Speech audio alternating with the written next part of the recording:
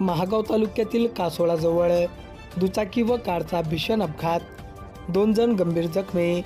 महागाव तालुक्यातील कासोळाजवळ भरधाव दुचाकी व 4 चाकी कारमध्ये झालेल्या भीषण अपघातात 2 जण गंभीर जखमी झाल्याची घटना आज बुधवार दिनांक 10 एप्रिल रोजी दुपारी 12 वाजेच्या सुमारास घडली।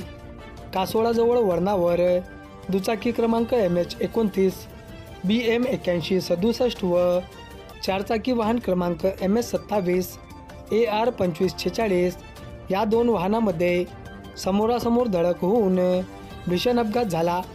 या अपघातात दुचाकीवरील 2 जण गंभीर जखमी झाले।